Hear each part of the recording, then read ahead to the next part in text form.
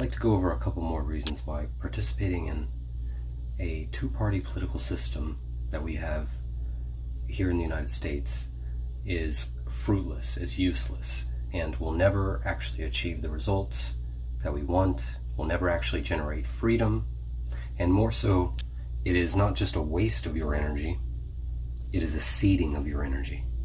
And it is an admission to play in a rigged game. It's like the difference between playing poker or playing in a casino, where the games are rigged against you, for sure. So refusing to play in a rigged game is common sense. Like, it's wise.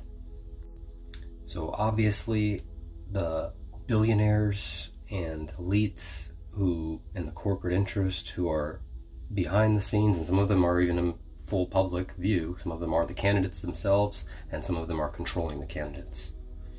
But regardless, in every single election, both parties are completely controlled by these interests. Those interests truly only work for the billionaire class, whether those are billionaire Democrats or Republicans. That should be pretty clear. Otherwise, you either haven't been paying attention to anything, or you are certainly brainwashed. If you think the Republicans alone are the demons, if you think the Democrats alone are the demons, if you think the media only is working for the liberals and not the conservatives, it's the same thing. It's a big puppet show to keep you distracted and keep you giving your power away instead of taking it back. But see, even if you believe that there are some good candidates out there and that not all the candidates are completely compromised, bought, and controlled by corporate interest, guess what? Every one of them is being controlled and manipulated to any extent possible. See, they won't show their hand to you unless you actually have power, unless you have the ability to challenge their power. But anyone who actually comes up like as a third party or anything, not only do they not get media time or any of that, but I just want everyone to think for a moment about the amount of surveillance that has been done on us, the amount of information we have ceded willingly to these phones, to our computers, and the amount of unknown surveillance done on us.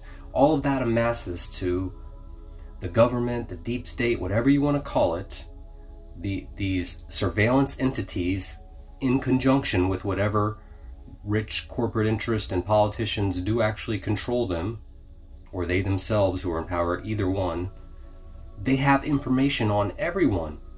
So let's just say Bernie Sanders, for instance. Let's say Bernie Sanders believes everything he says.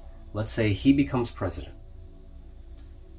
Guess what? They know something about Bernie Sanders that he doesn't want people to know, because almost everyone has something that they don't want people to know.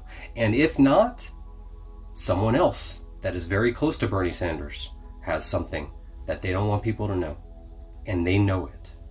They know it. And if all else fails, they'll simply kill them. I mean, they'll simply remove by force anyone that can't be, controlled through information. But I just want to stress, if you just sit back and think that they know everyone's secrets, and you really think voting is going to solve that?